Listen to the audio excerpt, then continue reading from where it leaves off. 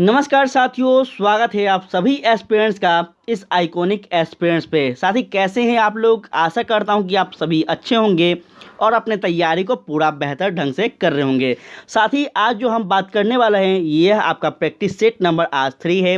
इससे पहले आपका प्रैक्टिस सेट 1 और 2 अपलोड कर दिया गया है। साथ में आपका रुक्मणी पब्लिकेशन का और किरण पब्लिकेशन का साथी पूरा बुक कंप्लीट एक एक क्वेश्चन साथ ही इसी चैनल पर अपलोड किया गया है। तो आप सभी से रिक्वेस्ट है कि सारा वीडियो को आप लोग जरूर देखा करें। चैनल के प्लेलिस्ट में जाकर एक बार जरूर विजिट किया करिए। साथ ही आपके लिए बहुत सा इंपॉर्टेंट यहाँ पे क्लासेस अपलोड किए गए हैं। आज हम यहाँ पे प्रैक्टिस सेट नंबर 3 की बात करेंगे और जिन साथी को इसका पीडीएफ चाहिए वो हमारे टेलीग्राम को जरूर ज्वाइन कर लीजिएगा। तो चलिए स्टार्ट करते हैं साथी। सबसे पहला प्रश्न यहाँ पे, और आप सभी से एक रिक्वेस्ट है कि आप लोग भी मेरे साथ साथ साथी इस क्वेश्चन का आंसर को लगाते चलिएगा और अंत में अपने स्कोर को बताइएगा कि आपका कितना स्कोर हुआ है। ठीक है, ताकि आपको पता चल पाए कि आपका तैयारी किस प्रकार से है और आगे क्या तैयारी करना चाहिए।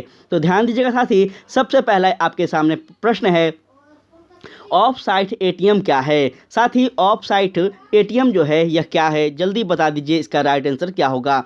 आप सभी, ऐसा कोई व्यक्ति नहीं होगा जो एटीएम का मशीन का यूज नहीं करते होंगे। तो जल्दी से बता दें कि ऑफ साइट एटीएम जो है यह क्या है। ऑप्शन आपके सामने है। तो इसका राइट आंसर क्या होगा साथी? इसका राइट आंसर होगा ऐसे एटीएम जो बैंक परिसर को छोड़कर विभिन्न स्थानों पर स्थित हो उसको हम क्या कहेंगे साथी? ऑफ साइट एटीएम कहेंगे। इसका उद्देश्य क्यों होता है साथी, क्यों इसको एटीएम को लगाया जाता है? तो याद रखेंगे, ऐसा यह सुनिश्चित करने के लिए किया जाता है कि बैंक अधिक भौगोलिक क्षेत्र तक नहीं पहुंच पाते हैं और जो लोग उस क्षेत्र में बैंक की शाखाओं तक पहुंच नहीं पाते हैं तो उस लिए साथी इस एटीएम का क्या किया जाता है? स्थापना किया जाता है, ताकि वैसे व्यक्ति जो कि बैंक तक नहीं पहुंच पाते हैं वो अपने सुविधा के अनुसार एटीएम से अपना कार्य को पूरा कर सकें। ठीक है, थोड़ा सा हम प्रयास किए हैं समझाने का आसान शब्दों में। इसका और भी अनेक परिभाषा हो सकता है। आगे हम बात करें तो साथ ही नेक्स्ट क्वेश्चन आपका कहता है, यहाँ पे ध्यान दीजिएगा, बीमित पॉलिसी समझौता के तहत कवर की गई घटना को क्या कहा जाता है? बहुत इंपॉर्टेंट क्वेश्चन है और इसका राइट आंसर क्या होगा जल्दी से बता दीजिए। बीमित पॉलिसी समझौता के तहत कवर की गई घटना को क्या कहा जाता है? साथ ही इसका सही जो आंसर होगा वो होगा आपका प्रावधान। ठीक है, प्रावधान जो होगा इसका राइट आंसर होगा, याद रखेगा। आगे चलिए बात करते हैं हम नेक्स्ट क्वेश्चन की। तो यहाँ पे ध्यान दीजिएगा, नेक्स्ट प्रश्न आपके कह रहा है साथी यहाँ पे नाटो, बहुत इंपॉर्टेंट है, ध्यान दीजिएगा। करंट का मुद्दा भी यहाँ पे आपको सामने देखने को मिलेगा।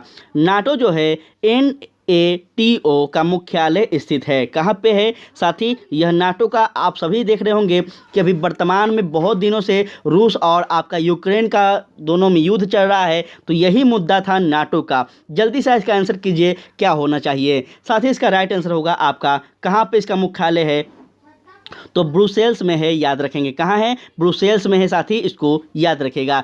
थोड़ा सा यहाँ पे हम चर्चा करेंगे नाटो पे। तो साथ ही नाटो का जो मुख्यालय है ये तो ब्रुसेल्स में है और नाटो यानी नॉर्थ एटलांटिक ट्रीटी ऑर्गेनाइजेशन, जिसकी स्थापना कब हुई थी? तो 4 अप्रैल 1949 को हुई थी। ठीक है, याद रखिएगा, इंपॉर्टेंट है। नाटो का फुल फॉर्म भी बता दिए हैं, इसका पूरा नाम क्या है यह भी आप लोग याद रखेंगे। आगे हम बात करें तो नेक्स्ट क्वेश्चन यहाँ पे ध्यान दीजिएगा, कहता है भारतीय संविधान की 8वीं अनुसूची में कितनी भाषाओं का उल्लेख है? बहुत ही इजी क्वेश्चन है, बहुत इजी क्वेश्चन है। तो जल्दी से इसका आंसर कर दीजिए साथी, क्या होगा?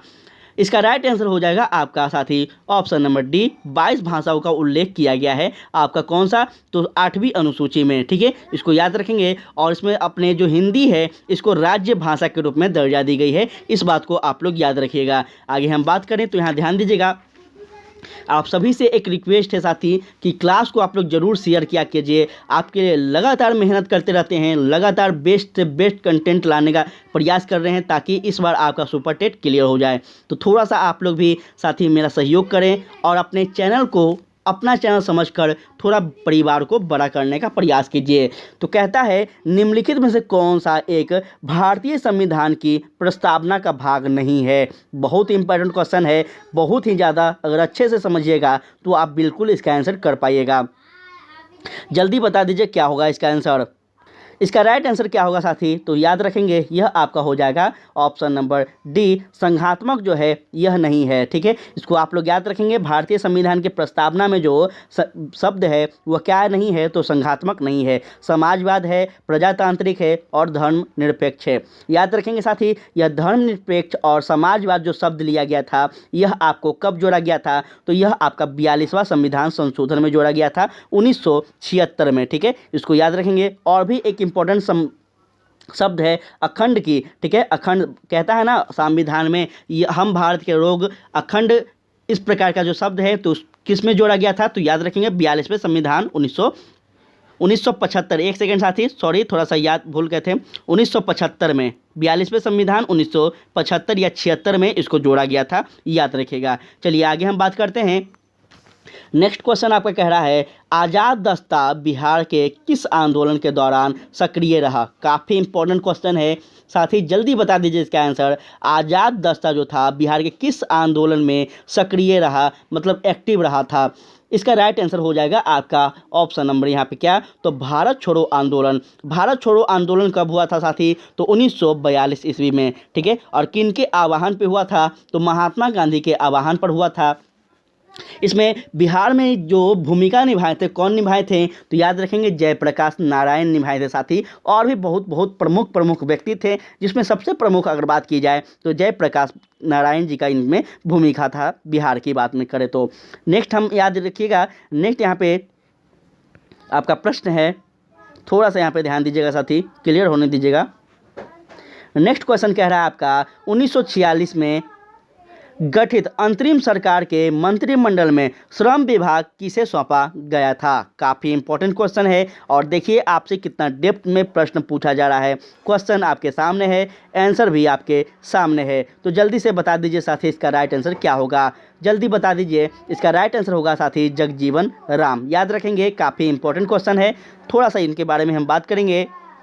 याद रखेंगे साथी जगजीवन राम के बारे में अगर हम बात करें तो वर्ष 1946 में, इंपॉर्टेंट है, याद रखेंगे, वर्ष 1946 में गठित अंतरिम सरकार में श्रम विभाग बाबू जगजीवन राम को मिला था, इसको आप लोग याद रखेंगे। और खाद्य एवं कृषि विभाग जो मिला था साथी, यह किनको मिला था, तो डॉक्टर राजेंद्र प्रसाद को मिला था, यह भी आप लोग याद रखेगा। ठीक है, विधि विभाग जो था यह किसको मिला था, तो सैयद अली जहीर को मिला था। यह क्या मिला था, तो विधि विभाग मिला था, इनको याद रखेगा। ठीक है, सारा कुछ हम बताने का पूरा प्रयास कर रहे हैं। अगर आपको अब भी समझ में ना आ रहा हो तो शायद साथी आप लोग कमेंट करके बताइएगा, हम प्रयास करेंगे कि कोई और तरीका हम अपनाएं।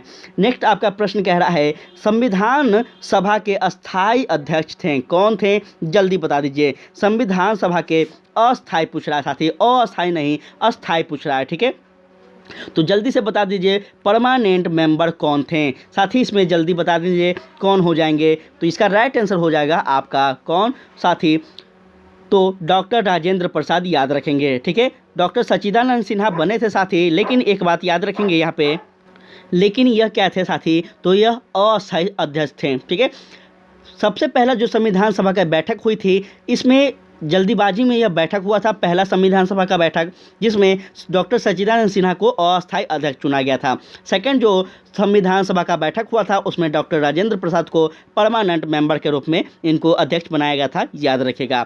हम बात करें आगे तो ध्यान दीजिएगा। नेक्स्ट क्वेश्चन, आज का जो यह प्रैक्टिस सेट है, आप लोग देख रहे होंगे कि सारा का सारा प्रश्न बहुत इंपॉर्टेंट है और लेवल वाला क्वेश्चन है।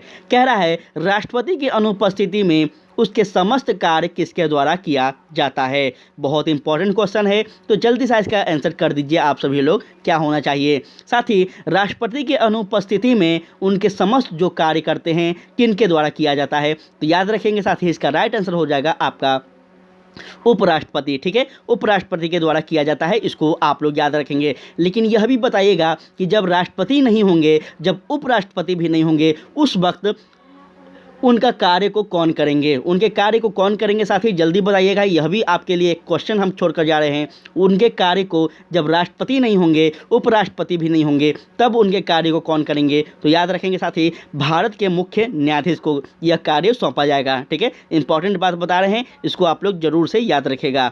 नेक्स्ट हम बात करें तो ध्यान दीजिएगा, कहता है निम्नलिखित में से किस नाभिकीय संधि का भारत सदस्य है।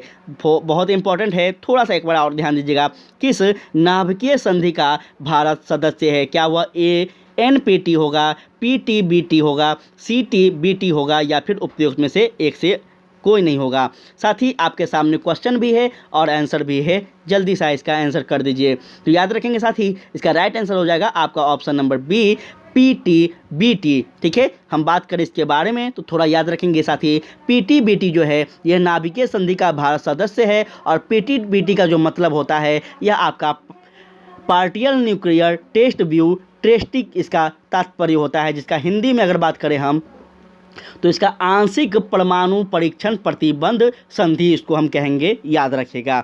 हम आगे बात करें तो ध्यान दीजिएगा, कहता है 1942 ईस्वी में किस त्यौहार के अवसर पर जयप्रकाश नारायण हजारीबाग जेल से निकल भागे। बहुत इंपॉर्टेंट क्वेश्चन है, बहुत इंपॉर्टेंट है और लेवल आज का जो प्रश्न का है, सच बता रहे हैं, UPSC हो या फिर BPSC हो, सभी बच्चों के लिए क्वेश्चन इंपॉर्टेंट है। तो जल्दी से बता दीजिए साथियों, 1942 के ईस्वी में किस त्यौहार के अवसर पर जयप्रकाश नारायण जो थे ये हजारीबाग जेल से भाग निकले थे। आपके सामने क्वेश्चन है और आपका ऑप्शन भी आपके सामने ही है। तो याद रखेंगे साथी, यह दिवाली के अवसर पर भागे थे। ठीक है, और याद रखिएगा साथी, ये दिवाली के अवसर पर भागे थे। कब भागे थे, कैसे भागे थे, तो एक छोटे के कद होने के बावजूद भी साथी एक लंबे सा बाउंड्री को फांग कर यह भागते हैं, इसको आप लोग याद रखेगा। एक इंपॉर्टेंट बात यहाँ पे और भी याद रखेगा। ठीक है साथियों, याद रखेंगे। आगे हम बात करें तो एक इंपॉर्टेंट बात यहाँ पे और भी है, आपसे पूछ दिया जाएगा कि 1942 ईस्वी में जो जयप्रकाश नारायण हजारीबाग जेल से भागे थे उस समय इनके साथ क्या यह अकेले भागे थे या फिर इनके साथ और भी व्यक्ति थे। तो याद रखेंगे साथी, इनके साथ लगभग 2, शायद मुझे याद है जहाँ तक कि 2 इनके साथ और भी क्रांतिकारी जो थे इनके साथ जेल से फरार हुए थे। ठीक है, और पूरा अगर बात करें हम इनके बारे में तो 9 नवंबर था साथी, याद रखेंगे 9 नवंबर 1942 को। ठीक है, इसको आप लोग याद रखिएगा, बहुत इंपॉर्टेंट है। आगे चलिए, आगे हम बात करते हैं तो यहाँ ध्यान दीजिएगा, आपका नेक्स्ट क्वेश्चन कह रहा है निम्नलिखित में से कौन सा संयुक्त राष्ट्र संघ का अभिकरण नहीं है। जल्दी से बता दीजिए, आपका ऑप्शन यहाँ पे आपका और भी है, तो यहाँ ध्यान दीजिएगा आप लोग, जल्दी से इसका राइट आंसर क्या होगा जल्दी बता दीजिए। इसका राइट आंसर क्या होगा साथी, तो याद रखेंगे अभिकरण अंग नहीं है पूछा जा रहा है, तो यह आपका हो जाएगा कौन सा, तो इसका राष्ट्रीय अंतर्राष्ट्रीय न्यायालय जो है इसका राइट आंसर हो जाएगा। ठीक है, इसको याद रखिएगा, काफ़ी इंपॉर्टेंट है। नेक्स्ट क्वेश्चन कह रहा साथी, कौन सा उर्वरक किसान खाद के नाम से जाना जाता है। बहुत ही इंपॉर्टेंट क्वेश्चन है, तो जल्दी से बता दें कौन सा उर्वरक है जो कि किसान खाद के नाम से जाना जाता है। क्वेश्चन आपके सामने है, ऑप्शन आपके सामने है, इसका राइट आंसर क्या होगा। साथ ही इसका राइट आंसर हो जाएगा आपका कैल्शियम अमोनियम नाइट्रेट। ठीक है, कैल्शियम अमोनियम नाइट्रेट जो है यह आपका क्या है, तो किसान खाद के नाम से जाना जाता है, इसको आप लोग याद रखेगा। चलिए आगे हम बात करें तो नेक्स्ट क्वेश्चन आपका कह रहा है, यहाँ पे ध्यान दीजिएगा, 1 हेक्टेयर सेंटीमीटर में पानी की कुल मात्रा होगी, साथ ही कितने होंगे, 1 हेक्टेयर सेंटीमीटर में पानी की जो कुल मात्रा होंगी कितने होंगे। तो साथ ही इसका राइट आंसर हो जाएगा आपका ऑप्शन नंबर बी, याद रखेंगे 1 हेक्टेयर सेंटीमीटर में जो पानी की मात्राएं होंगी, साथ ही यह आपका क्या होगा, तो याद रखिएगा आपका राइट आंसर हो जाएगा ऑप्शन नंबर बी। आगे की हम बात करें तो साथ ही यहाँ पे ध्यान दीजिएगा आप सभी लोग कि केले का कायिक प्रबंधन होता है, केले का कायिक प्रबंधन होता है क्या, तने द्वारा, पत्ती द्वारा, संकर द्वारा या फिर बीज के द्वारा। इसका राइट आंसर क्या होगा जल्दी बता दीजिए आप सभी लोग। इसका राइट आंसर जो होगा वो हो जाएगा आपका संकर के द्वारा। ठीक है, याद रखेंगे केले का जो कायिक प्रबंधन होगा यह आपका option number D right answer होगा। नेक्स्ट हम बात करें तो यहाँ ध्यान दीजिएगा थोड़ा सा आप लोग, कहता है निम्नलिखित में से कौन सा उर्वरक तीव्र आर्द्रता ग्रामी होता है। तीव्र आर्द्रता ग्रामी होता है, कौन सा उर्वरक तीव्र आर्द्रता ग्रामी होता है, तो साथ ही यह आपका हो जाएगा यूरिया। काफ़ी ज़्यादा यूरिया का मारामारी चल रहा है अपने बिहार में, आप लोग देख रहे होंगे कि किसान को पूरी तरह से यूरिया नहीं मिल पा रहा है। सरकार यूरिया की पूरी तरह से भरपाई कर रही है, लेकिन जो बीच में कुछ वर्कर होते हैं, कुछ दलाल होते हैं, वह किसान तक पूरी तरह से यूरिया को प्रचुर मात्रा में नहीं पहुंचा रहे हैं। तो इस प्रकार से आप लोग इसको याद रख सकते हैं, समझ सकते हैं। हम बात करें आगे तो यहाँ ध्यान दीजिएगा आप सभी लोग, खेत में हरी खाद वाली फसल की पलटाई की उपयुक्त अवस्था में कौन सी है। साथ ही खेत में हरी खाद वाली फसल की पलटाई की उपयुक्त अवस्था में से कौन सी है, जल्दी बता दीजिए। इसका राइट आंसर क्या होगा। ऑप्शन आपके सामने है, तो इसका राइट आंसर क्या होना चाहिए, जल्दी बताइए। इसका राइट आंसर आपका साथी ऑप्शन नंबर ए हो जाएगा। फूल आने से पूर्व की अवस्था को क्या कहते हैं हम लोग, तो पलटाई अवस्था कहते हैं, याद रखिएगा। हम बात करें आगे तो कहता है फल के रस में चीनी की सांद्रता मापी जाती है। फल के जो रस होते हैं साथी, उसमें चीनी की जो सांद्रता मापी जाती है, किससे मापी जाती है, तो याद रखिएगा यह आपका हो जाएगा ऑप्शन नंबर बी, रिफ्रैक्टोमीटर। ठीक है, रिफ्रैक्टोमीटर जो होता है साथी, इसके द्वारा किसी भी फल में उसके रस की जो रस अर्थात मिठास जो होता है उसकी आर्द्रता मापी जाती है, याद रखेंगे। ठीक है, चलिए आगे हम बात करते हैं। चलिए साथी ध्यान दीजिएगा, नेक्स्ट क्वेश्चन कह रहा है जेली बनाने में पेक्टिन का प्रयोग कार्य होता है क्या। साथ ही जेली बनाने में जो पेक्टिन का प्रमुख कार्य होता है क्या होता है। ऑप्शन आपके सामने है और भी ऑप्शन आपको दिखा देते हैं तो आप ज़्यादा आसानी से यहाँ कर पाएंगे। ठीक है, यहाँ पे थोड़ा क्लियर होने दीजिएगा। तो यह आपका ऑप्शन है साथी, ठीक है, जल्दी बता दीजिए क्या होना चाहिए इसका आंसर। ठीक है, इसका आंसर जो होगा साथी वो हो जाएगा आपका क्या, तो ऑप्शन नंबर बी, फलों के रस की थक्का बनाने में जो होता है यह आपका क्या होता है, तो पेक्टिन का प्रमुख कार्य होता है, याद रखेगा। ठीक है, चलिए बढ़ते हैं हम आगे। तो यहाँ ध्यान दीजिएगा, आप सभी लोग ध्यान दीजिएगा साथी, और प्रश्न कैसा लग रहा है आप लोग ज़रूर से बताइएगा।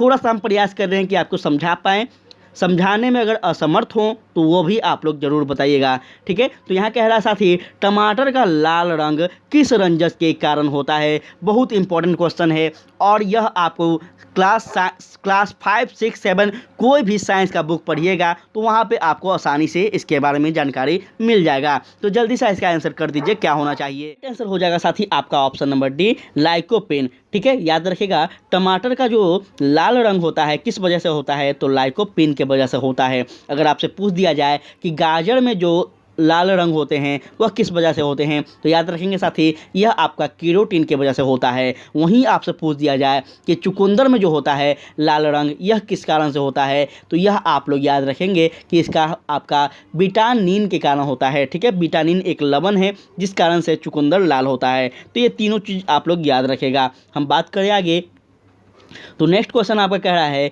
नींबू का फल प्रचुर स्रोत है। नींबू का फल जो है यह प्रचुर स्रोत है किसका, तो सिट्रिक अम्ल का है, याद रखिएगा, काफ़ी इंपॉर्टेंट है। चलिए हम नेक्स्ट अगर बात करें तो यहाँ ध्यान दीजिएगा, थोड़ा सा यहाँ पे इंपॉर्टेंट क्वेश्चन है आपका, तो यहाँ पे आप लोग ध्यान दीजिएगा। कहता है केंद्रीय एकमार्ग प्रयोगशाला कहाँ अवस्थित है।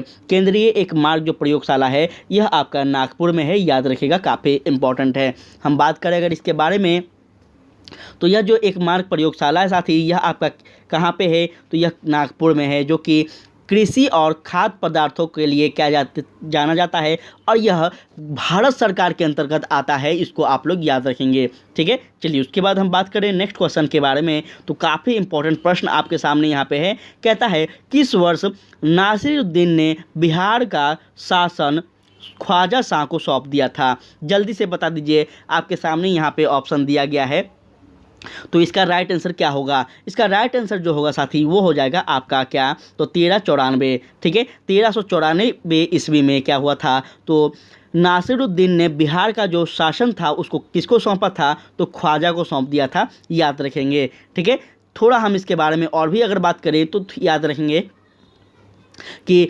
नासिरुद्दीन ने सुल्तान उस सर की उपाधि प्राप्त की थी, इसको आप लोग याद रखेंगे। और तुगलक का काल में बिहार दिल्ली सल्तनत का एक प्रांत था। ठीक है, इसको आप लोग याद रखेंगे। किस काल में, तुगलक काल में, अर्थात दिल्ली सल्तनत की हम बात कर रहे हैं, तो उसमें तुगलक काल एक आता है जिसके अंतर्गत हम बात कर रहे हैं। ठीक है, कुल पाँच वंशों ने उसमें दिल्ली सल्तनत में राज किया था साथी, इसको आप लोग याद रखेंगे। हम बात करें आगे तो ध्यान दीजिएगा। कहता है नालंदा विश्वविद्यालय को किसने ध्वस्त किया था। बहुत ही आसान क्वेश्चन है, इसका अगर जवाब आप नहीं दे पाएंगे तो फिर आप किसी भी चीज़ का जवाब नहीं दे पाएंगे। तो जल्दी से जवाब दे दीजिए कि नालंदा विश्वविद्यालय के जो ध्वस्त करने वाला वह गद्दार, वह मक्कार, वह व्यक्ति जो था वह कौन था, तो साथ ही यह आपका हो जाएगा बख्तियार खिलजी, जो कि एक कायर व्यक्ति था और इसने अपने साम्राज्य के प्रचार प्रसार के लिए, अपने धर्म के प्रचार प्रसार के लिए किसी दूसरे धर्म से जलन होते हुए इसका क्या किया साथी, सर्वनाश करने का प्रयास किया और किया भी।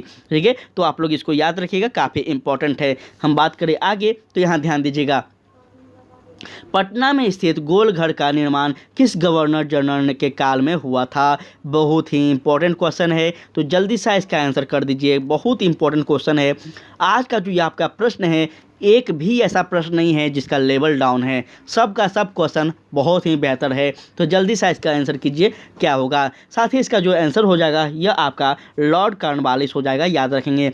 यह जो गोलघर है साथी, यह गोलघर का निर्माण किस लिए करवाया गया था, तो याद रखेंगे बंगाल, बिहार, उड़ीसा जो क्षेत्र था या संयुक्त क्षेत्र में क्या हुआ था, तो उस समय एक भयानक अकाल पड़ गए थे और उस अकाल की पूर्ति के लिए इस गोलघर में अनाज को भरा गया था। अनाज रखने के लिए इस गोलघर का निर्माण करवाया गया था, याद रखिएगा। ठीक है, चलिए आगे हम बात करते हैं। थोड़ा सा यहाँ पे और भी हम आपको कुछ बताना चाहेंगे साथी गोलघर के बारे में, तो आपके लिए फ़ायदेमंद होगा। गोलघर का जो निर्माण हुआ था यह कब हुआ था? 1746 में। ठीक है, 1786 में। ठीक है, इसको याद रखेंगे। और यह इसकी जो लंबाई है, चौड़ाई है, वह भी आपसे कभी पूछ दिया जा सकता है, तो पहले से आप लोग तैयार रखिएगा। यह गोलघर की जो साथी ऊंचाई है यह कितना है, तो याद रखेंगे 96 है। ठीक है, और इसकी जो दीवारों की मोटाई है यह कितना है, तो 12 फीट है। ये दोनों चीज़ आप लोग याद रखेंगे, आपके लिए फ़ायदेमंद होगा। चलिए उसके बाद आपका नेक्स्ट क्वेश्चन कह रहा है कि बिहार में ब्रिटिश सत्ता का सर्वप्रथम विरोध किसने किया था? बहुत ही इंपॉर्टेंट है और लेवल जो क्वेश्चन का है एकदम डेप्थ में पूछा जा रहा है। आपको बहुत ही कम क्वेश्चन कहीं पर मिला गया साथ ही इस प्रकार का, तो जल्दी से बता दीजिए कि ब्रिटिश सत्ता का जो विरोध करने वाला सर्वप्रथम जो बिहारी थे वह कौन थे? क्या वह कुंवर सिंह थे, अली वर्दी खां थे, अली गौहर थे या फिर मीर कासिम थे? अगर हम बात करें साथी इनके बारे में तो याद रखेंगे यह कौन थे? अली गौहर थे, याद रखेंगे। ब्रिटिश सत्ता में साथी अगर बात की जाए तो सर्वप्रथम अली गौहर ही थे जो कि क्या करते हैं, तो ईस्ट इंडिया कंपनी का, अंग्रेज़ों का विरोध करते हैं। और अली गौहर बिहार में ब्रिटिश सत्ता के विरोध में प्रथम अभियान जो चालू करते हैं, कब करते हैं, तो 1759 में। ठीक है, इसको आप लोग याद रखेंगे। लेकिन क्लाइव ने इनके अभियान को असफल कर दिया और साथ ही इनको दबा दिया था। फिर से यह अली गौहर 1760 ईस्वी में, बहुत इंपॉर्टेंट बात बता रहे हैं, थोड़ा सा याद रखेंगे, दूसरी बार यह चढ़ाई करते हैं और पटना में डेरा डाल देते हैं। लेकिन इस समय जो थे मेजर कासिम ने इनकी बिहार के वापस जाने के लिए मजबूर कर दिया और तीसरी बार जो था इनका चढ़ाई वह आपका 1761 ईस्वी में किया गया था। तो यह आप लोग याद रखेंगे अली गौहर के बारे में। ठीक है, 3 बार यह करते हैं साथी ब्रिटिश आक्रमण और 3 बार यह कोशिश करते हैं बिहार को जीतने का, पटना को जीतने का। हम बात करें आगे तो यहाँ पे आप सभी लोग ध्यान दीजिएगा। फिर से एक इम्पॉर्टेंट क्वेश्चन आपके सामने है कि झंडा का जो गान है, कौन सा गान है, तो विजय विश्व तिरंगा प्यारा के रचयिता कौन है? जल्दी से बता दीजिए। हम लोग बचपन से यह गाना गाते आ रहे हैं साथी, तो जल्दी से बता दें आप लोग इसका आंसर क्या होगा। इसका जो आंसर होगा साथी यह आपका क्या होगा, तो श्याम लाल गुप्ता पार्षद हो जाएंगे। ठीक है, ऑप्शन नंबर ए इसका राइट आंसर होगा। ठीक है, हम बात करें थोड़ा सा यहाँ पे डिटेल में। देखिए जो इंपॉर्टेंट क्वेश्चन रहता है उस पर हम ज़्यादा डिटेल में चलते हैं, चाहे आपका क्लास कितना भी लंबा होगा। तो ये जो झंडा गाना है साथी या फिर गीत हम लोग कह लें, इसके जो रचयिता थे इनको तो हम बता दिए कौन है, तो श्याम लाल पार्षद हैं। ठीक है, और इसमें 7 पदों वाले इस गीत को राष्ट्रीय गीत घोषित किया गया था, यह भी याद रखेंगे। आपसे पूछ देगा कि इसमें कितने पद हैं, तो 7 पद हैं। कितने पद हैं? 7 पद हैं, जिसको हम राष्ट्रीय गीत के रूप में जानते हैं। चलिए अब आपका नेक्स्ट क्वेश्चन यहाँ पे आता है, कहता है यहाँ पे थायराइड से निकलने वाला जो हार्मोन्स है वह क्या है? साथ ही थायराइड से जो निकलने वाला हार्मोन्स है यह हार्मोन्स कौन सा है? तो यह हो जाएगा साथी आपका थायरोक्सिन। बहुत ही इंपॉर्टेंट है और बहुत बेसिक सा भी प्रश्न है, तो आप लोग इसको याद रखेंगे। यह थायराइड से निकलने वाला एक हार्मोन्स है थायरोक्सिन, जिसको आप याद रखेंगे। यह गर्दन के सामने की ओर श्वास नली के ऊपर एक स्वर तंत्र के साथी, हिंदी में हम बता रहे हैं स्वर यंत्र के रूप में यह क्या होता है साथी, हो जाता है। इसको याद रखेंगे। आगे हम बात करें तो यहाँ ध्यान दीजिएगा आप सभी लोग, थोड़ा सा यहाँ ध्यान दीजिएगा साथी। प्रश्न आज का जो है काफ़ी इंपॉर्टेंट है और बहुत ही अच्छा लग रहा है हमें भी आज का क्वेश्चन करने में। यहाँ पे थोड़ा सा आप लोग ध्यान दीजिएगा। तो कहता है जल के माध्यम से भोजन पकाने की विधि को निम्नलिखित में से कौन सी विधि कहते हैं। बहुत आसान क्वेश्चन है और मुझे लगता है कि सबसे पहले यह प्रश्न का जवाब वह बहन लोग तो ज़रूर दे देंगी जो लोग घर पे भोजन बनाती हैं। तो जल्दी से इसका आंसर कर दीजिए क्या होना चाहिए। ठीक है, जल के माध्यम से भोजन जो पकाने की विधि है यह क्या होना चाहिए। तो बिल्कुल सही जो होगा वो आपका क्या हो जाएगा, तो साथ ही उपयुक्त में से सभी हो जाएगा। ठीक है, उबालना भी, खदकाना भी और स्ट्यूगन जो है यह आपका राइट आंसर हो जाएगा। इस प्रकार से आप लोग याद रखेंगे। उसके बाद हम बात करें तो यहाँ कहता है ढोकला बनाने में प्रयुक्त विधि है। साथ ही ढोकला बनाने में जो प्रयुक्त, देखिए आपसे खाना बनाने का भी एक्सपीरियंस पूछा जाएगा तो थोड़ा सा आप लोग रेडी रहिएगा। ठीक है, प्रश्न आप लोग देख रहे हैं तो जिसको जिसको खाना बनाने आता है वो लोग भी इस बार थोड़ा सा आपसे फाइट होने वाला है। यहाँ पे अगर बात की जाए इसके बारे में तो इसका राइट आंसर जो होगा वह हो जाएगा आपका क्या, तो ऑप्शन नंबर सी। साथ ही क्या होगा, ऑप्शन नंबर सी इसका हो जाएगा राइट आंसर। चलिए आगे हम बात करें तो कहता है 2 वर्ष से 6 वर्ष की आयु को क्या कहते हैं। चलिए बताइए, बहुत इंपॉर्टेंट क्वेश्चन है यह। जो क्वेश्चन है यह इंपॉर्टेंट है और इसको स्किप करने लायक नहीं है। इसको जल्दी से बता दीजिए कि 2 वर्ष से 6 वर्ष के जो बच्चे होते हैं इनको हम क्या कहते हैं। आप सभी स्कूल में शिक्षक बनने वाले हैं तो आपको बिल्कुल 100% इसके बारे में पता होना चाहिए।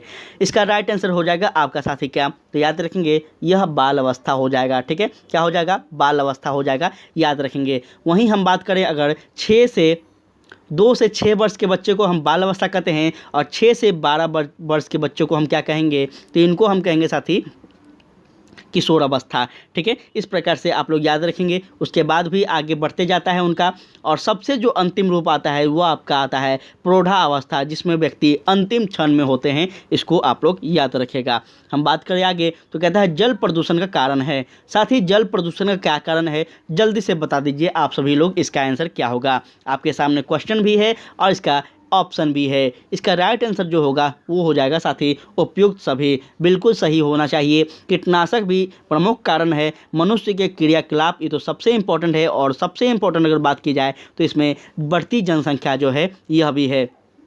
इसमें एक पॉइंट हम और भी जोड़ना चाहेंगे, जो बड़े बड़े कारखाने होते हैं उस कारखाने के द्वारा जो वेस्ट मटेरियल होता है उसको भी जल में छोड़ दिया जाता है। इस वजह से क्या होता है, तो जल को प्रदूषित कर दिया जाता है। तो यह भी एक पॉइंट होगा, याद रखेंगे। और सबसे प्रमुख जो पॉइंट होता है वो यही होता है, क्या होता है साथी, तो कारखाने द्वारा जो वेस्ट मटेरियल होते हैं, आप लोग देखते होंगे कि बड़े बड़े कारखाने का जो पाइप नली होता है वह डायरेक्ट नदी में छोड़ दिया जाता है।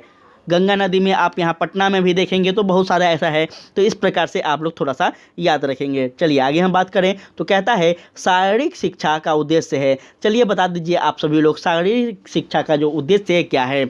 आप लोग टीचर बनेंगे तो बहुत सारे बच्चों को ये सब शिक्षा देंगे, उनके मस्तिष्क का विकास करना चाहेंगे, उनके मनोविज्ञान का विकास करना चाहेंगे। तो कैसे करेंगे आप लोग, जल्दी बताइए इसका आंसर क्या होगा। इसका जो आंसर होगा वो हो जाएगा सभी, क्या, सभी हो जाएगा। ठीक है, किसी भी व्यक्ति के लिए उसका शारीरिक विकास, उसका शारीरिक शिक्षा कब होता है, जब वह व्यक्ति मनोविज्ञान से क्या हो, विकसित हो, मानसिक रूप से विकसित हो और शारीरिक विकास उसका हो। ठीक है, आप लोग देखते होंगे कि सुबह सुबह लोग वॉक पे क्यों जाते हैं, घूमने क्यों जाते हैं, ताकि उनका दिन अच्छा हो। दिन तब अच्छा होगा जब उनका शरीर बेहतर होगा, जब उनका मन बेहतर होगा, जब उनकी सारी चीज़ बेहतर होंगी। तो इस प्रकार से आपका यह राइट आंसर हो जाएगा। ठीक है, चलिए उसके बाद आपका यहाँ पे क्वेश्चन कह रहा है बैडमिंटन से संबंधित खिलाड़ी बताइए। बहुत ईजी क्वेश्चन है, तो जल्दी से बता दीजिए इसका राइट आंसर क्या होगा। जल्दी बताएं साथी इसका राइट आंसर क्या होगा। इसका राइट आंसर होगा आपका पीवी सिंधु जो है यह बैडमिंटन से संबंधित खिलाड़ी हैं, इनको याद रखेंगे। हम बात करें सानिया मिर्जा के बारे में तो याद रखेंगे साथी, यह आपका क्या है, तो टेनिस प्लेयर हैं, याद रखेंगे। दीपा कर्मकार जो हैं यह क्या हैं, तो यह जिमनास्टर हैं, याद रखेगा। ठीक है, चलिए उसके बाद आपका नेक्स्ट क्वेश्चन कहता है दालों में सबसे ज़्यादा क्या पाया जाता है। क्या विटामिन, प्रोटीन या फिर खनिज या फिर वसा, क्या पाया जाता है दालों में, जल्दी बताएं। साथ ही दाल में जो है यह आपका क्या होता है, तो प्रोटीन होता है, जो कि बहुत ही आसान प्रश्न है, इसको आप लोग याद रखेंगे। हम बात करें आगे तो यहाँ ध्यान दीजिएगा आप सभी लोग, कहता है LSD के सेवन से होता है। LSD के सेवन से क्या होता है, बताइए जल्दी बताएं साथी इसका राइट आंसर क्या होगा। LSD के सेवन से इसका राइट आंसर जो होगा आपका मानसिक विभन हो जाएगा, याद रखेंगे। ठीक है, ऑप्शन नंबर डी इसका राइट आंसर हो जाएगा। बढ़े हम आगे बात करें तो यहाँ याद रखेंगे साथी, कहता है आपका व्यायाम के लाभ, साथ ही जल्दी बता दीजिए कि जो व्यायाम होता है व्यायाम के क्या लाभ होते हैं। क्या भूख लगना होता है, या फिर फुर्तीलापन होता है, रक्त प्रवाह में वृद्धि होती है, या फिर आपका उपयुक्त में से सभी हो जाएगा। जल्दी सा इसका आंसर कर दें। साथ ही इसका आंसर हो जाएगा आपका ऑप्शन नंबर डी, उपयुक्त में से सभी। ठीक है, इसको याद रखेंगे। हमें जो व्यायाम करने से, योगी करने से जो हमें लाभ मिलता है, क्या मिलता है, तो सबसे इम्पोर्टेंट जो है रक्त प्रवाह में वृद्धि होता है, याद रखेंगे। इसलिए आप लोग इसको याद रखिएगा। हम बात करें आगे। कहता है आपका साथी, डॉक्टर राजेंद्र प्रसाद को संविधान सभा का सभापति चुना गया था। कब चुना गया था? क्वेश्चन आपके सामने है और ऑप्शन भी आपके सामने है। तो जल्दी से बता दीजिए साथी कि डॉक्टर राजेंद्र प्रसाद को संविधान सभा का सभापति कब चुना गया था। याद रखेंगे साथी। इनके बारे में अगर बात करें हम, यह आपको दिसंबर 1946 में चुना गया था, जो कि संविधान सभा का यह दूसरा बैठक हुआ था। उसी समय उनको क्या चुना गया था, तो संविधान सभा का सभापति चुना गया था, या फिर परमानेंट अध्यक्ष चुना गया था, याद रखेंगे। ठीक है, चलिए आगे हम बात करते हैं। तो ध्यान दीजिएगा आप सभी लोग। कहता है यहाँ पे, भारतीय प्रशासन में विभाजन प्रणाली किससे संबंधित है। भारतीय प्रशासन में जो विभाजन प्रणाली है किससे संबंधित है। ऑप्शन आपके सामने है, तो जल्दी जल्दी इसका आंसर कर दीजिए। इसका राइट आंसर क्या हो जाएगा।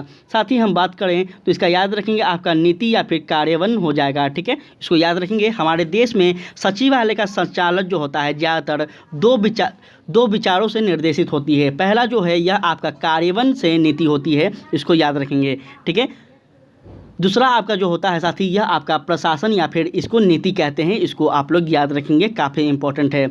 हम बात करें इसके बारे में तो थोड़ा सा यहाँ पे और भी आप लोग याद रखेंगे कि इसकी जो आवश्यकता होती है, यह आपकी आवश्यकता साथी जो अस्थाई या फिर कह सकते हैं हम कर्मचारी की देखरेख वाले कर्मचारियों की कार्यालय प्रणाली का काम करता है, इसको आप लोग याद रखिएगा। हम बात करें अब यहाँ पे थोड़ा सा आप लोग ध्यान दीजिएगा। यहाँ पे आपका नेक्स्ट क्वेश्चन कहता है, उस पर ध्यान दीजिएगा। क्वेश्चन आप लोग से रिक्वेस्ट है कि आप लोग चलिए ध्यान देंगे साथी। यहाँ पे आपका प्रश्न नंबर 14 कह रहा है, क्या बिहार में कृषि और ग्रामीण विकास के लिए किस प्रकार के बैंक स्थापित करने का प्रस्ताव है। साथ ही आपके सामने क्वेश्चन भी है और जल्दी सा आप इसका आंसर कर दीजिए। इसका राइट आंसर क्या होगा जल्दी बता दें, हम आपका इंतजार कर रहे हैं। साथ ही हम बात करें तो इसका राइट आंसर आपका कृषि यंत्र बैंक हो जाएगा, याद रखेंगे, जो कि इसका स्थापना हुआ था कब, तो 23 अक्टूबर 2021 ईस्वी को क्या की गई थी साथी। इसके बारे में अगर बात करें तो बिहार के मुख्यमंत्री श्री नीतीश कुमार के द्वारा रबी महायान प्रारंभ करते हुए कृषि विभाग ने इसके लिए विभिन्न योजनाओं की घोषणा की थी, इसको याद रखेंगे, इस कृषि यंत्र बैंक को। ठीक है, चलिए उसके बाद आपका नेक्स्ट क्वेश्चन है, इनमें से कौन 15वें वित्त आयोग का सदस्य नहीं है। 15वें वित्त आयोग के कौन इसमें सदस्य नहीं है साथी, जल्दी से बता दीजिए इसका राइट आंसर क्या होगा। इसका राइट आंसर हो जाएगा आपका ऑप्शन नंबर, याद रखेंगे, ऑप्शन नंबर इसका बी हो जाएगा। क्या, सुदीप्तो मुंडेले जो थे, इसका राइट आंसर हो जाएगा। वित्त आयोग की अगर बात करें तो एक संवैधानिक निकाय है जो कि केंद्र और राज्य के बीच तथा राज्य के बीच संवैधानिक व्यवस्था और वर्तमान आवश्यकताओं के अनुरूप कर प्राप्त करते हैं। ठीक है, टैक्स को प्राप्त करती है, याद रखेंगे। चलिए आगे हम बात करते हैं।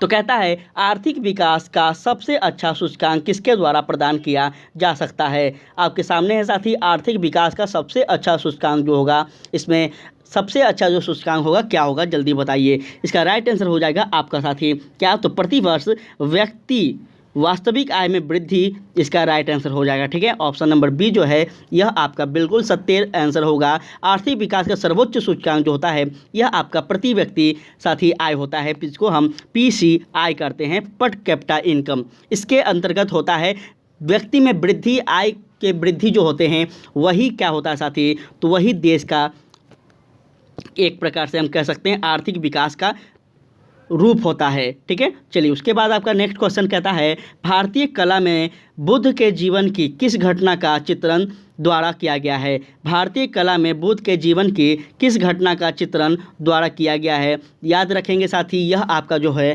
काफ़ी इंपॉर्टेंट क्वेश्चन है और यह प्रथम उपदेश हो जाएगा। ठीक है, भारतीय कला में बुद्ध भगवान जो है, हम अपने गौतम बुद्ध हैं, इनके जो जीवन की घटनाओं का चित्रण किया गया है या किस में किया गया है? तो प्रथम उपदेश में किया गया है। याद रखेंगे, भगवान बुद्ध जो थे साथी, यह प्रथम उपदेश अपना कहाँ दिए थे, जरूर आप लोग बताइएगा, और किसको दिए थे यह भी बताइएगा। ठीक है, आपके लिए होमवर्क है, तो आप लोग से रिक्वेस्ट है कि आप लोग कमेंट में ज़रूर बताइएगा ताकि हम पता कर पाएँ कि आपको यह जानकारी पहले से था।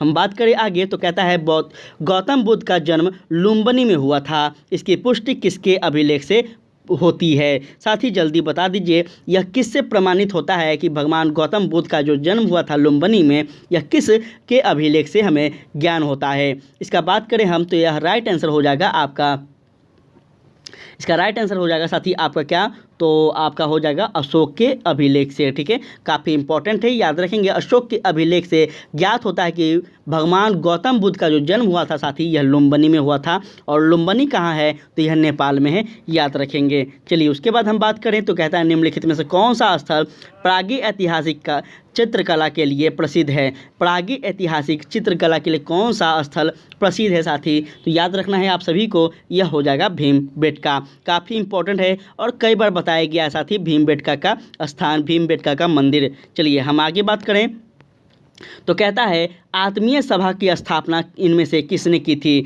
जल्दी से बता दीजिए, काफ़ी इंपॉर्टेंट क्वेश्चन है और यह भारत की पुनर्जागरण जो व्यवस्था थी, पुनर्जागरण जो काल था साथी, उस चैप्टर का यहाँ पे है। तो जल्दी से बता दें यह इसका राइट आंसर क्या होगा। ठीक है, इसका राइट आंसर हो जाएगा साथी आपका क्या, तो याद रखेंगे यह हो जाएगा साथी राजा राम मोहन राय जी के द्वारा क्या किया गया था? तो आत्मीय सभा की स्थापना की गई थी। कब की गई थी? तो याद रखेंगे 1815 ईस्वी में की गई थी। कहाँ की गई थी? कलकत्ता में की गई थी। सारा बात आप लोग को बता दिया गया है, तो याद रखेंगे। नेक्स्ट हम बात करें तो कहता है किसके वायसराय काल में भारत की राजधानी कलकत्ता से दिल्ली स्थानांतरित हुई थी? बहुत इंपॉर्टेंट क्वेश्चन है और बहुत ही आसान भी है साथ ही। कल का आप सेट देखोगे तो कल भी हम ये प्रश्न आपको करवाए थे। जल्दी से बता दीजिए, बहुत इजी क्वेश्चन है, बहुत ही इजी है साथ ही। इसका राइट आंसर जो होगा वो हो जाएगा आपका क्या, तो लॉर्ड हार्डिंग द्वितीय के शासनकाल में। ठीक है, याद रखेंगे। और कब हुआ था? तो यह दिल्ली जो था साथी, दिल्ली दरबार लगा था, आप याद रखेंगे 1911 ईस्वी में। ठीक है, 1911 ईस्वी में जो दिल्ली दरबार लगा था, उसी समय क्या हुआ था? तो कलकत्ता से दिल्ली को राजधानी घोषित किया गया था, याद रखेंगे। और उसी समय एक और घटना होता है जो कि 1905 ईस्वी में बंगाल विभाजन प्रस्ताव आता है साथी। इस प्रस्ताव को रद्द कर दिया जाता है। पूरा बात आप लोग याद रखेंगे। चलिए उसके बाद हम बात करें तो यहाँ ध्यान दीजिएगा आप सभी लोग, क्वेश्चन का कैसा लग रहा है आप लोगों से रिक्वेस्ट है कि ज़रूर बताइएगा और प्रयास हमारा है कि हम साथ ही आपको समझा पाएँ। ठीक है, तो आप सभी से रिक्वेस्ट है कि आप ज़रूर बताएंगे। कहता है इनमें से किस मुगल सम्राट ने राजा राम मोहन राय को अपने दूत के रूप में लंदन भेजा था? जो कि बहुत सिंपल क्वेश्चन है। देखिए बहुत ही आसान क्वेश्चन है। अगर आप अच्छे ढंग से इतिहास को पढ़ते हैं, पॉलिटी को पढ़ते हैं, तो फिर इस प्रकार का आपको टेस्ट लगाने का ज़रूरत नहीं पड़ेगा। ठीक है, तो जल्दी से बता दीजिए साथी इसका राइट आंसर क्या होगा। अगर आपको यह टेस्ट लगाने का ज़रूरत भी पड़ेगा तो बस कॉन्फिडेंस क्लियर पड़ेगा कि आपका तैयारी कैसा है। नहीं पढ़िएगा, डीप में ज़रूरी पढ़ना होता है साथी, कोई भी चीज़ पढ़ना। तो जल्दी से बता दें, यह आपका हो जाएगा अकबर द्वितीय के शासनकाल में से थी, याद रखेंगे। अकबर द्वितीय जो थे साथी, यह इनके शासनकाल में क्या होता है? तो यह राजा राम मोहन राय को अपने वकालत के लिए कहाँ भेजते हैं? तो लंदन भेजते हैं। वहाँ लंदन के जो सम्राट होते हैं उनके पास वकालत करने के लिए भेजते हैं। किस लिए? तो अपने जो उनका वार्षिक वेतन मिलता था उसमें बढ़ोतरी के लिए भेजे थे, याद रखिएगा। ठीक है, काफ़ी इंपॉर्टेंट है। और राजा राम पहले भारतीय थे साथी जो कि 7 समुंदर पार करके इंग्लैंड जाते हैं। यह भी बात आपसे पूछा जा सकता है। ठीक है, चलिए हम बात करें आगे तो कहता है हिंदू विधवा पूर्ण विवाह अधिनियम निम्न में से किस वर्ष पारित हुआ था? बहुत ही इंपॉर्टेंट क्वेश्चन है, बता दीजिए जल्दी साथी। यह हिंदू विधवा पूर्ण अधिनियम जो लागू हुआ था कब हुआ था? तो याद रखेंगे यह आपका 1856 में हुआ था। ठीक है, बहुत इंपॉर्टेंट है, इसको याद रखेंगे साथी। अगर बात करें हम इसके बारे में तो इस अधिनियम को ड्राफ्ट तत्कालीन जो गवर्नर था कौन था? तो डलहौजी के शासनकाल में यह लागू होता है, याद रखेंगे। हम बात करें आगे तो यहाँ ध्यान दीजिएगा, ईस्ट इंडिया कंपनी की स्थापना के समय भारत का शासन शासक कौन था। ईस्ट इंडिया कंपनी की स्थापना की बात की जा रही है, अर्थात 1600 ईस्वी की बात की जा रही है। ठीक है, तो 1600 ईस्वी में जो भारत के शासक थे वो कौन थे साथी, आपके सामने क्वेश्चन है, जल्दी से इसका आंसर कर दीजिए कौन थे। तो याद रखेंगे अकबर थे। कौन थे, अकबर थे साथी, याद रखिएगा आप लोग, इंपॉर्टेंट है। अगर बात की जाए ईस्ट इंडिया कंपनी की तो याद रखेंगे साथी 31 दिसंबर 1600 ईस्वी को ईस्ट इंडिया कंपनी की स्थापना होती है इंग्लैंड में, याद रखेंगे आप लोग, काफ़ी इंपॉर्टेंट है। हम बात करें आगे तो यहाँ ध्यान दीजिएगा, कहता है शेख निजामुद्दीन औलिया इनमें से किस सूफी संत के शिष्य थे। काफ़ी इंपॉर्टेंट क्वेश्चन है, तो जल्दी से बता दीजिए इसका आंसर क्या होगा। साथ ही इसका आंसर हम बात करें तो बाबा फरीउद्दीन गंज ए सकर जो थे इसके शिष्य थे, याद रखेंगे, काफ़ी इंपॉर्टेंट है। हम बात करें थोड़ा सा इनके बारे में तो इनके गुरु बाबा सखरुद्दीन गंज शहर के थे, और यह जो थे साथी हजरत निजामुद्दीन औलिया चिश्ती धराने वाले चौथे संत थे। यह भी आपसे पूछा जा सकता है। थोड़ा सा यह जो शब्द होता है जो टफ होता है, तो कहीं ना कहीं थोड़ा सा मैं भी लड़खड़ा जा रहा हूँ, तो थोड़ा आप लोग कोऑपरेट कीजिएगा। ठीक है, चलिए आगे हम बढ़ते हैं। तो यहाँ आपका कहता है इन बादशाहों में से कलंदर के नाम में कौन विख्यात है। जल्दी बता दे साथी, इन बादशाहों में से जो कलंदर जिसका नाम है वह कौन विख्यात है, कौन फेमस है। इसका राइट आंसर जो होगा वो हो जाएगा आपका बाबर। ठीक है, बाबर को साथी याद रखेंगे। बाबर का अगर हम पूरा नाम की बात करें तो आपसे यह भी याद रखिएगा कि बाबर का पूरा नाम जरीउद्दीन मोहम्मद बाबर के नाम से जाना जाता है, आपसे पूछा जाएगा। और बाबर भारत के मुगल वंश का संस्थापक था, जो कि 1526 ईस्वी में पानीपत की युद्ध में साथी इब्राहिम लोदी को पराजित करके यह क्या करते हैं तो मुगल शासक का, मुगल वंश का स्थापना करते हैं। ध्यान दीजिएगा, कहता है निम्नलिखित में से किस राज्य में 2011 की जनगणना में जनसंख्या का ह्रास अभिलिखित हुआ है। साथ ही इसका राइट आंसर क्या होगा तो याद रखेंगे यह नागालैंड हो जाएगा। ठीक है, नागालैंड हो जाएगा, याद रखिएगा। कहता है आगे क्वेश्चन आपका कि इनमें से कौन राष्ट्रीय विकास परिषद का हिस्सा नहीं है। साथ ही राष्ट्रीय विकास परिषद का इसमें से कौन हिस्सा नहीं है, जल्दी बता दीजिए इसका राइट आंसर क्या होगा। हम बात करें तो याद रखेंगे नीति आयोग के उपाध्यक्ष जो होते हैं यह राष्ट्रीय विकास परिषद के अध्यक्ष नहीं होते हैं, हिस्सा नहीं होते हैं, याद रखेंगे। ठीक है, काफ़ी इंपॉर्टेंट है। और यह बताइए साथी कि राष्ट्रीय नीति आयोग के जो अध्यक्ष होते हैं यह कौन होते हैं, आप लोग को यह होमवर्क में बताना है कमेंट में। ध्यान दीजिएगा, कहता है सूची 1 के साथ सूची 2 का मिलान कीजिए। चलिए मिलान कीजिए साथी। यहाँ पे आप सभी आपके सामने सूची 1 और सूची 2 दिया गया है, तो जल्दी जल्दी इसका मिलान कर दीजिए। आपके सामने कुछ और यहाँ पे है, यहाँ पे भी आप लोग देख लीजिएगा, तो शायद आपको मिलान करने में और भी आसानी होगा। तो जल्दी से इसका मिलान कर दीजिए, क्या होना चाहिए, इसका जल्दी मिलान कर दीजिए। इसका राइट आंसर क्या होना चाहिए, इसका राइट आंसर साथी होना चाहिए मेरे ख्याल से अगर बात की जाए तो क्या होना चाहिए, तो ऑप्शन नंबर ए होना चाहिए। ठीक है, क्या होना चाहिए, ऑप्शन नंबर ए इसका राइट आंसर होना चाहिए। ठीक है, इस प्रकार से आप लोग यहाँ पे देख लीजिए और इस प्रकार से आप लोग यहाँ पे मिलान कर लीजिएगा। ठीक है, यहाँ पे आप लोग मिलान कर लेंगे। आगे हम बात करते हैं तो कहता है आपका नेक्स्ट क्वेश्चन, वे 2 ग्रह जिनके उपग्रह नहीं है। जल्दी बताइए, हम बहुत बार बताए हैं, जब किरण पढ़ाए थे तब भी बताए थे, रुक्मिणी पढ़ाए थे तब भी बताए थे कि उपग्रह कौन कौन है, किसके किसके हैं। तो जल्दी से बता दीजिए कि किसके किसके उपग्रह नहीं हैं। इसमें हम बात करें अगर तो याद रखिएगा, काफ़ी इंपॉर्टेंट है इसके बारे में। तो इसके बारे में हम बात करते हैं तो इसका राइट आंसर जो हो जाएगा वो हो जाएगा साथी आपका यहाँ पे ऑप्शन नंबर क्या हो जाएगा, तो बुध और शुक्र जो है इसके जो क्या है तो उपग्रह नहीं है, याद रखेंगे। काफ़ी इंपॉर्टेंट है, इसको याद रखेंगे। और वर्तमान में हमारे सौरमंडल में 8 ग्रह शामिल है, इसको भी आप लोग याद रखेंगे, जिसमें बुध और शुक्र को छोड़कर सभी ग्रहों के क्या हैं तो उपग्रह हैं। ठीक है, 2 ग्रह हैं जो कि उपग्रह नहीं हैं, बाकी सबके हैं। लक्षद्वीप द्वीप समूह डैश में स्थित है। लक्षद्वीप द्वीप समूह जो है साथी यह आपका अरब सागर में स्थित है, बात को आप लोग याद रखेंगे।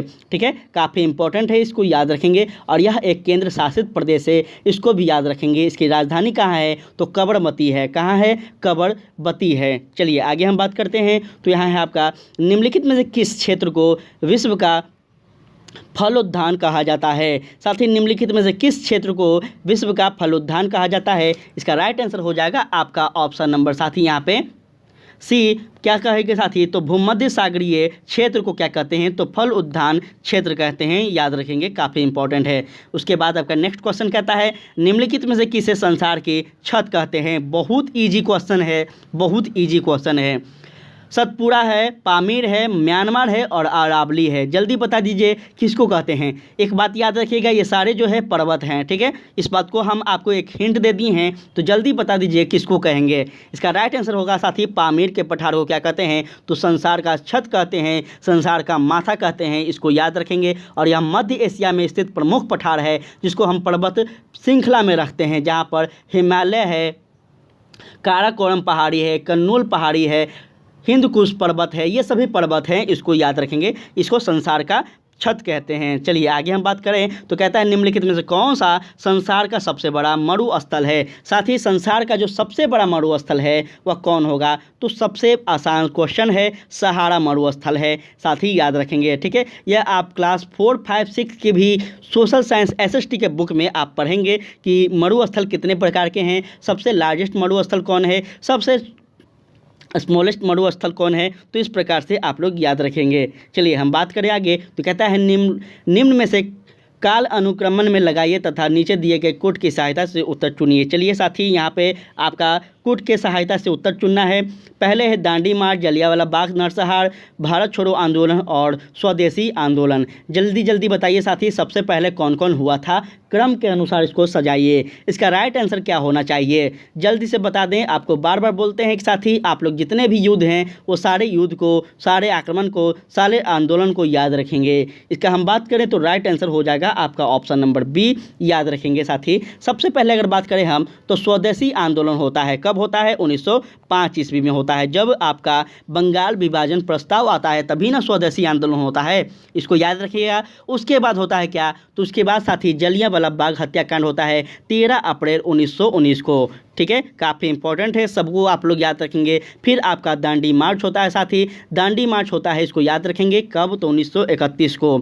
उसके बाद अंतिम में भारत छोड़ो आंदोलन होता है कब, तो 1942 को, ठीक है। इस तरह से आप लोग याद रखिएगा तो बहुत ही आपका हेल्प होगा। हम बात करें आगे तो यहाँ ध्यान दीजिएगा आप सभी लोग, थोड़ा सा यहाँ देता है साथी। आपका नेक्स्ट क्वेश्चन कह रहा है सही जोड़े बताइए तथा नीचे दिए गए कोड की सही उत्तर चुनिए। सूची दिया गया है और आपका यहाँ पे सही कोड चुनना है। सबसे पहले बिपिन चंद्रपाल होंगे, अरविंद घोष होंगे, बंदोपाध्याय होंगे, मोहम्मद अली होंगे। अगर बात करें नेक्स्ट को सूची की तो new India, comrade, Vande Mataram और संध्या। बताइए इनमें से कौन कौन किसके किसके समाचार पत्र थे, कौन कौन से व्यक्ति थे जिनके जिनके उससे संबंध थे। तो साथ ही इसमें जल्दी बता दीजिए, आपके सामने यह सभी के सभी उत्तर दिया गया है। इसका सही अगर हम बात करें तो सही आंसर क्या होगा, आपका ऑप्शन नंबर ए हो जाएगा, ठीक है। सबसे पहले बिपिन चंद्रपाल की बात करेंगे साथी, तो बिपिन चंद्रपाल का जो इसमें था वह क्या था, तो न्यू इंडिया था, याद रखिएगा। उसके बाद आपका आते हैं अरविंद घोष, जिनके बारे में बात करें तो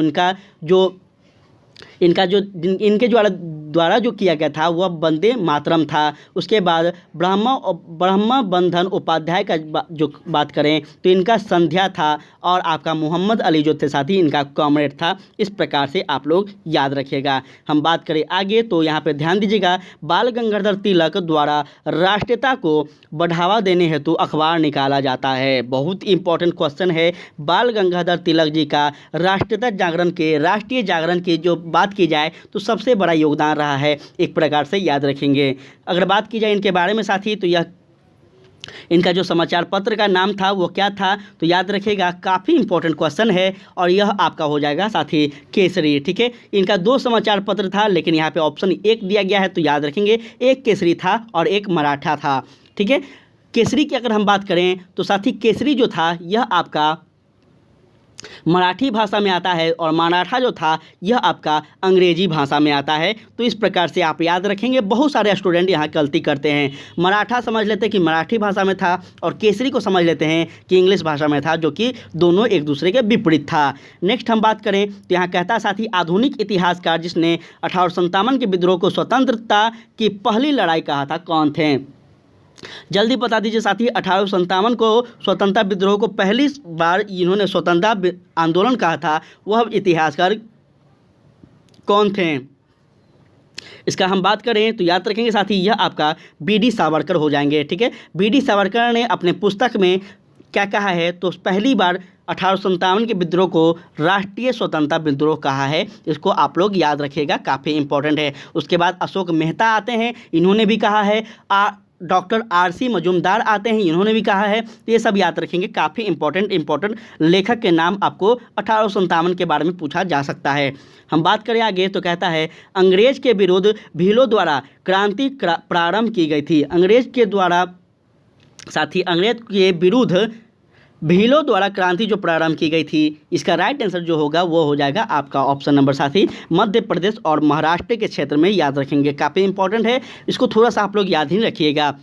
हम बात करें आगे तो कहता है बिहार सरकार को डिजिटल इंडिया अवार्ड 2020 किस लिए दिया गया था। साथ ही काफ़ी इंपॉर्टेंट क्वेश्चन है, बहुत ही इंपॉर्टेंट क्वेश्चन है, तो जल्दी से बता दीजिए कि बिहार सरकार को डिजिटल इंडिया अवार्ड 2020 में जो मिला था यह किस टॉपिक के लिए मिला था, किस बात के लिए मिला था। आपके सामने यहाँ पे क्वेश्चन दिया गया है और ऑप्शन भी है। इसका अगर हम बात करें तो क्या हो जाएगा, कोविड-19 लॉकडाउन के दौरान बिहार से बाहर फंसे लोगों को सेवाएं प्रदान करने हेतु साथ ही बिहार सरकार को क्या मिला था, तो डिजिटल इंडिया अवार्ड मिला था 2020 में।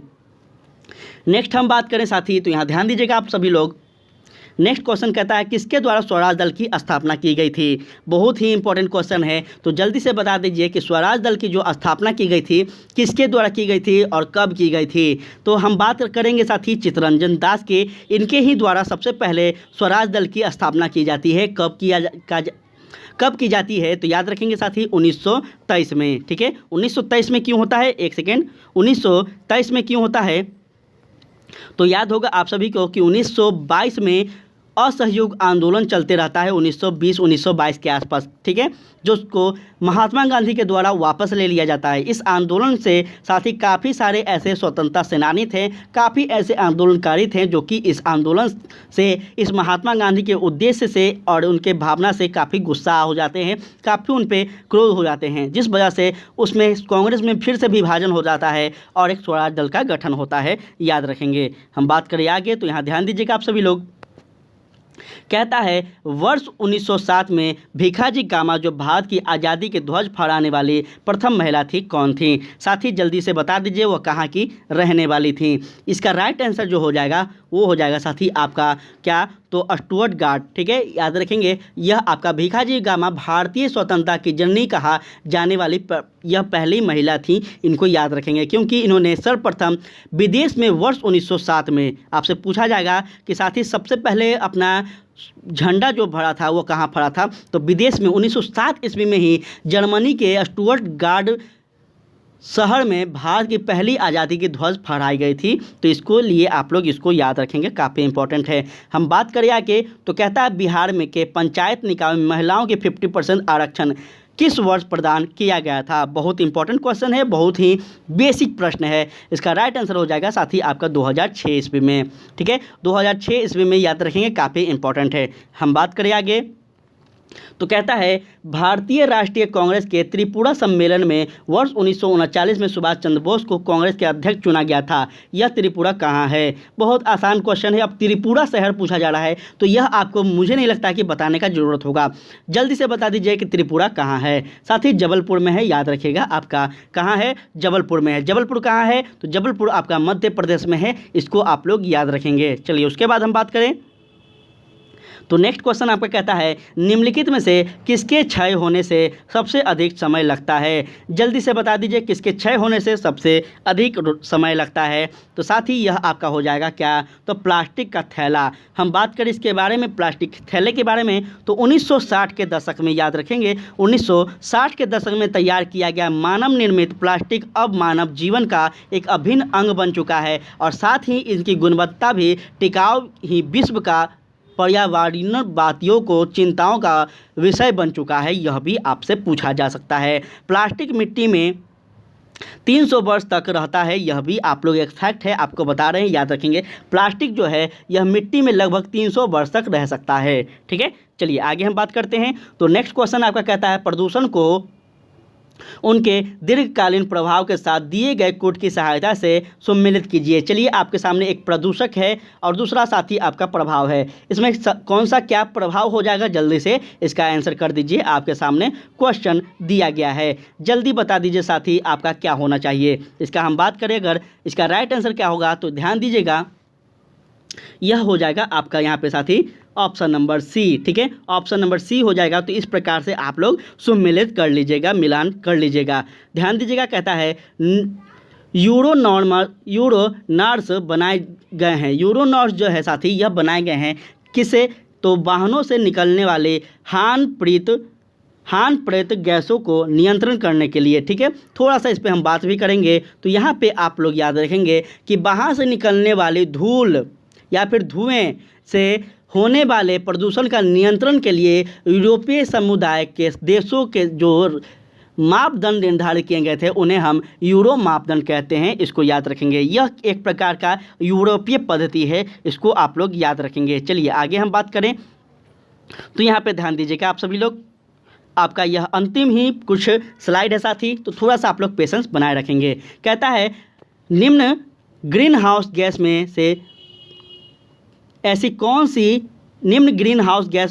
कौन है जिसमें द्वारा टोपोस्फियर में ओजोन प्रदूषण नहीं होता है। इसका राइट आंसर क्या होगा, मीथेन है, कार्बन मोनोऑक्साइड है, नंद ऑक्साइड है और जल वाष्प है। इसका राइट आंसर जो हो जाएगा वो हो जाएगा आपका ऑप्शन नंबर बी, साथ ही कार्बन मोनोऑक्साइड इसका राइट आंसर। ठीक है, कार्बन मोनोऑक्साइड के इसके बारे में आप लोग याद रखेंगे, काफ़ी इंपॉर्टेंट है। कार्बन मोनोऑक्साइड की अगर हम बात करें तो यह आपका 9 से लेकर 26% तक है। ठीक है, काफ़ी इंपॉर्टेंट है, याद रखेंगे। वहीं हम बात करें मीथेन के बारे में, तो यह जो है साथी 36 से आपका 72% है। उसके बाद अगर बात की जाए जल वाष्प के बारे में, तो ये इसका लगभग आपका 3 से 7% है। ठीक है, तो इस प्रकार से सारे के सारे आप लोग याद रखेंगे। आपका नेक्स्ट क्वेश्चन कहता है, नेक्स्ट आपका निम्नलिखित में से राज्य में उस राज्य को चुनिए जिसमें सर्वाधिक संख्या में वन जीव अभयारण्य हैं। साथ ही जल्दी बता दीजिए क्या होना चाहिए, बहुत बार बताया गया है सबसे ज़्यादा जो वन्य जीव अभयारण्य है कौन सा राज्य है। जल्दी से इसका आंसर कर दें। इसका राइट आंसर आपके सामने जो है साथी क्या होना चाहिए, तो मध्य प्रदेश। काफ़ी इंपॉर्टेंट है और कई बार बताया गया है कि भारत के मध्य प्रदेश राज्य जो है सर्वाधिक संख्या में वन्य जीव अभयारण्य है, इसको याद रखेंगे। कुल अगर बात की जाए तो लगभग 25 वन्य जीव अभयारण्य है, इसको आप लोग याद रखेंगे। नेक्स्ट क्वेश्चन कहता है निम्नलिखित में से कौन सी कृषि करने की प्रक्रिया पर्यावरण संरक्षण में सहायक है। जल्दी बता दीजिए पर्यावरण संरक्षण में कौन सा प्रक्रिया सही होना चाहिए। इसका राइट आंसर जो होगा वो हो जाएगा आपका कौन सा साथी, तो ग्लास हाउस में पौधे उगाना। ठीक है, वर्ल्ड हेरिटेज साइट जो कि विश्व धरोहर स्थल में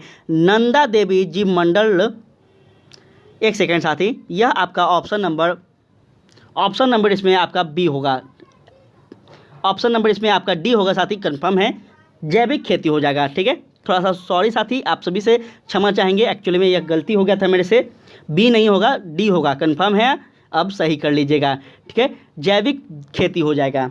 अगर हम जैविक खेती के बारे में थोड़ा आपको बताना चाहें तो जैविक खेती या फिर जीवाश्म खेती इसको कहते हैं, जिसको हम ऑर्गेनिक फार्मिंग भी कहते हैं। यह पर्यावरण संरक्षण में सहायक होती है और जैविक खेती ऐसी खेती है जो हमारे मिट्टी व जलवायु के अनुसार उपलब्ध संसाधनों द्वारा होता है। इसको आप लोग अच्छे से याद रखेंगे। हम बात करें आगे तो यहाँ ध्यान दीजिएगा, कहता है नीचे दी गई सूची में उसे चुनिए जो वर्ल्ड हेरिटेज साइट विश्व धरोहर स्थल घोषित किया गया है। क्षमा चाहेंगे साथी, थोड़ा सा हम जो आंसर आपका ऊपर वाला में बता दिए थे। ठीक है, तो यह आपका हो जाएगा नंद देवी जीव मंडल रिजर्व। ठीक है, ऑप्शन नंबर बी यह आपका राइट आंसर है। साथ ही इसको कब सम्मिलित किया गया था, तो याद रखेंगे यह आपका 1988 में किया गया था, जो कि उत्तराखंड में है। यह भी आप लोग अच्छे से याद रखेंगे। नेक्स्ट क्वेश्चन कहता है निम्नलिखित दशाओं में से कौन सी वैश्विक ताप के असर को इंगित करती है। साथ ही जल्दी बता दीजिए वैश्विक ताप को इंगित करने वाला वह जो कारक है कौन है। इसका राइट आंसर जो होगा वह हो जाएगा आपका क्या, तो याद रखेंगे इसका राइट आंसर हो जाएगा आपका ऑप्शन नंबर साथी, एक सेकेंड, ऑप्शन नंबर यहाँ पे आपका डी हो जाएगा। ठीक है, सभी जो चारों हैं ये सभी चारों क्या हैं, तो सभी चारों के चारों यह कारक हैं, इसको आप लोग याद रखेंगे। चलिए आगे हम बात करते हैं तो थोड़ा सा यहाँ पे आप लोग समझेंगे। कहता है जंगली गधों का अभ्यारण्य कहाँ है? साथ ही जंगली गधों का जो अभ्यारण्य है यह कहाँ है साथी? तो यह आपका हो जाएगा कहाँ? गुजरात में। काफ़ी इंपॉर्टेंट है, इस प्रकार से याद रखेंगे। जंगली गधों का जो अभ्यारण्य है यह आपका गुजरात में है। और अंतिम आपका यह प्रश्न है कि यूनेस्को ने अंतर्राष्ट्रीय मान्यता प्राप्त है। साथ ही यूनेस्को से अंतर्राष्ट्रीय मान्यता प्राप्त किसको है? नीलगिरी जैव मंडल को है, नंदा देवी जैव मंडल को है, मानस जैव मंडल को है, या फिर सिमलीपाल जैव मंडल को है। आपके सामने यहाँ पे ऑप्शन भी है, क्वेश्चन भी है और आंसर भी है। इसका राइट आंसर जो होगा वो हो जाएगा साथी आपका ऑप्शन नंबर ए 1, 1 तथा 2। ठीक है, यूनेस्को ने भारत के विभिन्न अभ्यारण्यों का अंतर्राष्ट्रीय मान्यता प्राप्त की है, जिसमें नंदा देवी भी आता है जो कि उत्तराखंड में है, नीलगिरी जो कि तमिलनाडु, केरल और कर्नाटक में है, सुंदरबन जो कि पश्चिम बंगाल में है, मन्नार की खाड़ी आपका तमिलनाडु में है। इस प्रकार से आप लोग बहुत सारा है, इसको आप लोग याद रखेंगे। और एक इंपॉर्टेंट बात हम यहाँ पे आपको बताना चाहेंगे, यह वाला प्रश्न पे, इस वाला क्वेश्चन के आपका, इस वाला क्वेश्चन का हम थोड़ा यहाँ पे एक्सप्लेन करना चाहेंगे। ठीक है, इसमें क्या पूछ रहा है आपको कि नीचे दी गई सूची के माध्यम से चुनिए वर्ल्ड हेरिटेज साइट। तो वर्ल्ड हेरिटेज जो साइट होगा आपको बता दिए हैं, नंदा देवी जीव मंडल रिजर्व होगा, ये तो हो जाएगा साथी, जो कि उत्तराखंड में है। 1988 में इसको मिला था। लेकिन इंपॉर्टेंट अगर आप बात करें तो कुछ स्थान का नाम है और उससे संबंधित राज्य हैं, जिसमें अगर बात करें तो अजंता की गुफा, अगर आपसे पूछ दिया जाए कि वर्ल्ड हेरिटेज में और कौन कौन शामिल है अपने भारत में, तो एक है अजंता की गुफा जो कि महाराष्ट्र में है। दूसरा है आपका साथी, दूसरा आपका यहाँ पे है साथी फूलों के घाटी, जिसको उत्तराखंड में ही है। और उसके बाद आपका आता है नीलगिरी रेलवे, जिसका तमिलनाडु में है। और Chhatrapati Shivaji terminal railway station, यह भी महाराष्ट्र में है। ये सब सुंदरबन राष्ट्रीय उद्यान, यह आपका पश्चिम चंपा बंगाल में है। नंदा देवी राष्ट्रीय उद्यान, यह आपका उत्तराखंड में है। बहुत सारा है, तो ये सब क्या है, तो वर्ल्ड हेरिटेज साइट में है। बहुत सारा बताने के लिए है, काफ़ी ज़्यादा इंपॉर्टेंट है। कम से कम आपका 20 से 25 हम इसको इस पर आपको बता सकते हैं। तो इस प्रकार से याद रखिएगा, धीरे धीरे हम आपको सब कुछ बताएंगे। और यह आपका होता है साथी प्रैक्टिस सेट नंबर 3 समाप्त। क्लास कैसा लगा आप लोग ज़रूर बताइएगा। थोड़ा सा हम प्रयास किए हैं, आज मेरा तबीयत ठीक नहीं था तो कहीं कहीं हम लोग गड़बड़ाए होंगे, उसके लिए थोड़ा आप कोऑपरेट कीजिएगा। कल आपको फिर से बेहतर वही जोश में मिलेगा, वही जुनून रहेगा और वही आप सभी को सुपर टेट क्लियर करने के लिए लगातार आपके साथ हम बने रहेंगे, आपके साथ रहेंगे साथी। तो आप लोग यहाँ पे बने रहिएगा और जल्द ही आपके लिए और भी कुछ इंपॉर्टेंट क्लास लेकर आ रहे हैं। इसके PDF के लिए आप हमारे टेलीग्राम को ज्वाइन कर लीजिए। जय हिंद, जय भारत।